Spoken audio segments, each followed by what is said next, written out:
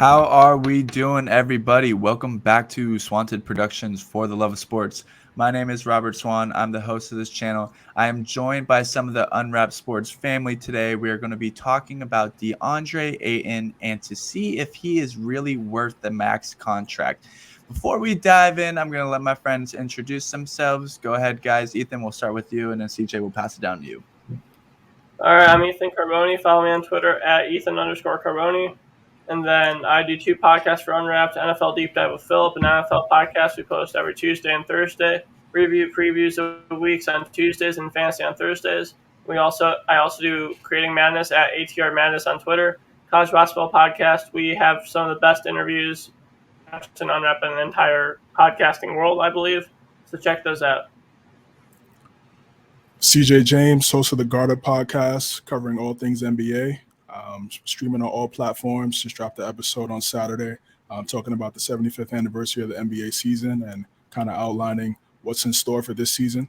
And also, I'm the host of the Hard Count, covering all things NFL, streaming every Tuesday, 9 p.m. Eastern. You guys could check that out as well. Robert, thanks for having me on the video today. Of course, and I love to hear it. Sounds like both of you guys are so busy, which is all what we want to do. We want to stay busy. We want to reach that goal. We want to make this our career. If you guys are watching this video, please press the subscribe button down below. If you haven't pressed that subscribe button, you are missing out. Join the movement, join the family, stay updated with all the sports around going on. So let's dive into it. Let's talk about Deandre Ayton. So when talking about Deandre Ayton, he averaged 15.8 points, 11.8 rebounds, and 1.1 assists in 22 games in the 2021 playoffs. At one point, I believe he was shooting 90% from the field. So when we hear that Deandre Ayton did not get the max, I believe it was a little bit surprising, especially with those numbers. How do you guys feel that they could not get the deal done? I believe Deandre wanted every single year. There was a difference. I believe it was either he wanted 5 years and they only wanted to give him 4.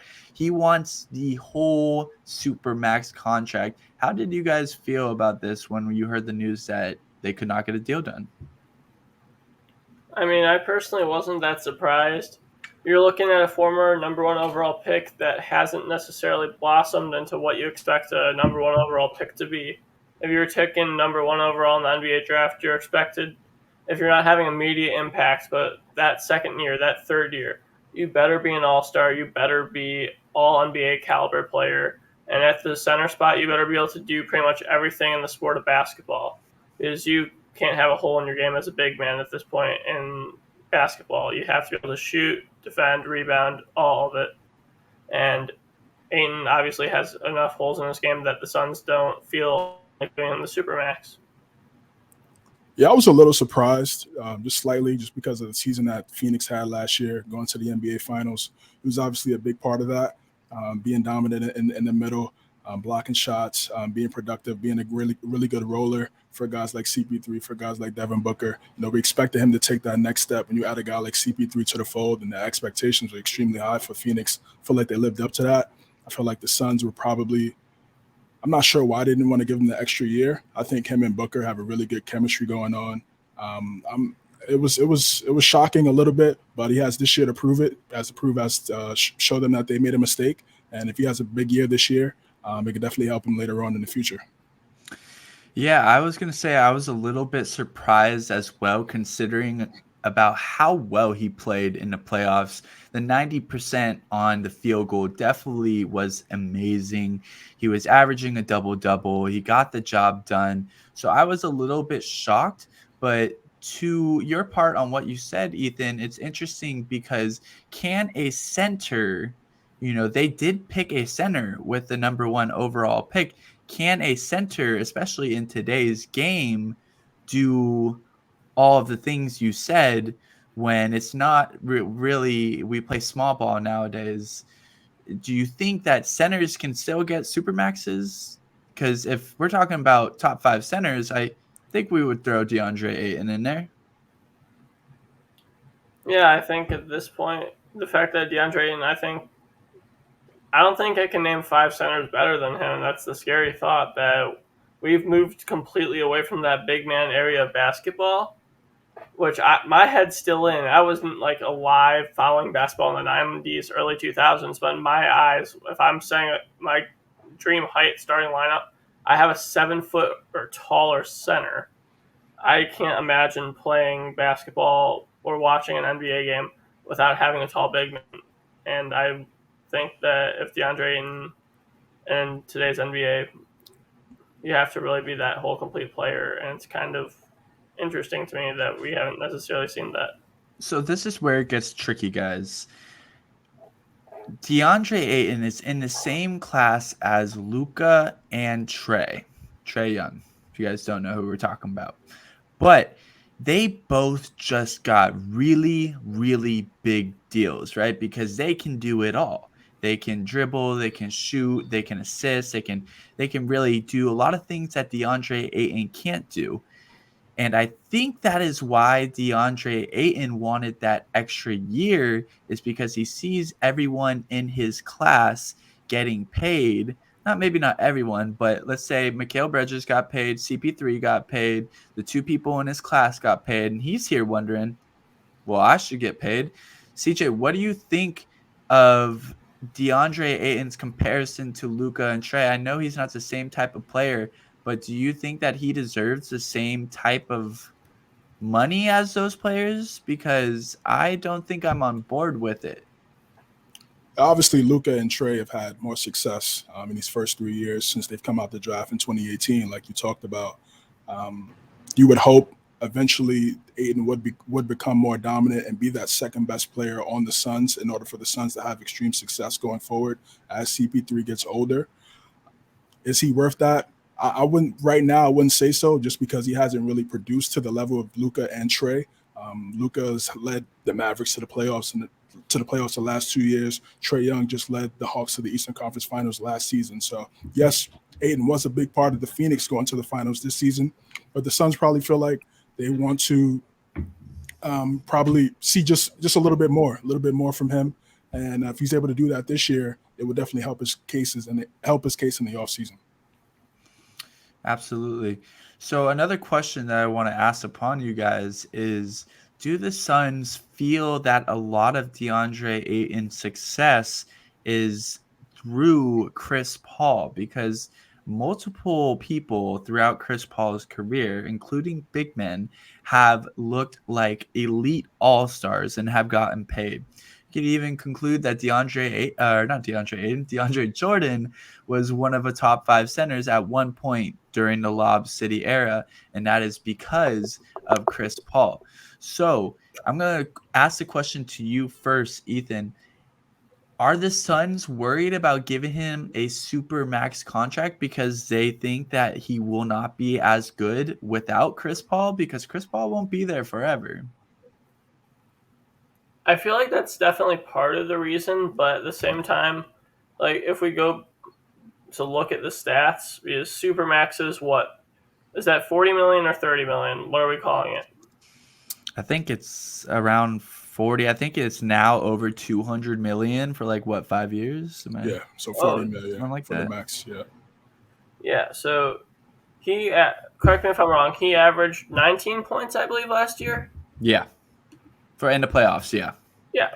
I'm not necessarily, obviously the Suns. Sorry. He averaged 15.8. Sorry. All right, yeah. I'm not necessarily sure if that, wow, I was off there then. But I'm not even sure that makes it even more so. I'm not really sure if he's worth $40 million a year, if that's the production he's playing up in the playoffs, whether he's consistent or not. If they got him the ball more and he was able to get 10 more points than that, obviously yes. But I'm not seeing enough production with CP3 to think about what he could do without him.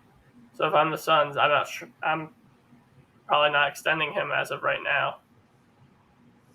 Yeah, and again, I feel like Phoenix, Monty Williams, and that coaching staff, they should try to put Ayton in some better positions to get those type of touches, so he can average a little bit more. So his status would definitely look better, averaging around 20 or so, plus the rebounds. He can shoot the ball well. He's great from the free throw line, something that we don't see with traditional bigs. Chris Paul does help him in terms of when he rolls to the basket. He has a guy that can facilitate and finish around the rim. But he's also a very skilled big. Even at Arizona, he was very skilled. He was able to space the floor a little bit, had a nice mid-range. If he could get a couple more touches, similar to his shot attempts should be second to Booker's. And like I said, if they want to have success going forward, Ayton should be the second guy. And then as CP3 gets older, he could be the third guy. He could still do what he does, being that primary facilitator. And then I think that'll be the best formula for the Suns long term. Yes, right now is he worth $40 million? I would say no. But usually when you look at these contracts, most teams are looking at upside. They're looking at potential. We're looking at him now, and we feel like, can he get better going forward a few years from now? And obviously the Phoenix, they feel different, and he's gonna have to show it on the court every single night this season. Yeah, absolutely. My standpoint on it is that he is not getting that type of money because he has, one, not produced like Luka and Trey. If he wants Luka and Trey money, he's going to have to produce like Luka and Trey. My other standpoint on it is that the Phoenix Suns think that Deandre Ayton will not be as good without CP3. What is that future going forward? So, yeah, CJ, what you were talking about, that's going to bring me to my next point to conclude this show is DeAndre Ayton worth the max because of the future, the young core of Bridges, Ayton, Booker going forward? In my mind, guys, I do not think DeAndre Ayton is worth $40 million a year. I think we can all agree on that. But I think he is worth the max because you can't let him walk. Right. It's one of those situations where the Suns, they just have to do it or else have a backup plan ready for something else. But in my mind, I think they have to do it and believe in their young core going forward. How do you guys feel? Are you on the same perspective as I am with this? I feel like you kind of have to be. I mean, maybe if you want to do like, all right, we're going to give you a 1-year extension for $25 million. And if you can prove in this year that you're going to actually be our center, we'll have a 4-year team option attached to that. I'm not even sure if that's possible in the NBA because I haven't read the NBA rule book front to back, but they're somehow able to do like a couple-year option after adding that like supermax money. Do that, but you can't afford to give it in a bolt contract because if he doesn't live up to it, you should be able to deny it right there and then. That's why I think the 1-year prove it deal would probably be a better option, but very I don't think Ayton will take that. Yeah, very interesting. I wonder if they could do that. I'm not very coerced with luxury cap and contract signings and all that, but I would believe that they could extend him possibly to another year. I'm not sure. CJ, how do you feel about the position of offering a super max or a max contract to DeAndre Ayton? Is he worth it, and will they do it? He's not worth it based on his production so far. But again, all three of us have talked about, they have to bank on the upside. And even though he was the first pick in the draft, I think we could all say he's the third best player in that draft class. So he still has a lot of upside, still has a lot of potential. Like we talked about, he's still one of the most versatile bigs in the NBA.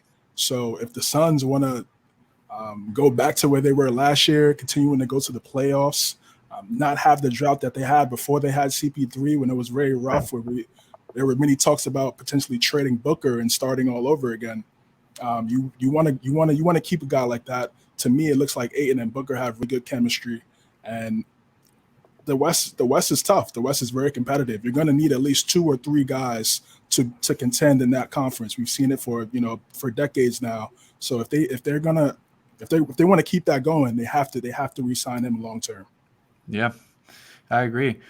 Well, guys, thank you so much for coming on to Swanted Productions for the Love of Sports. Again, my name is Robert Swan. I'm the host of the show. Before we go, do you guys have anything else to say?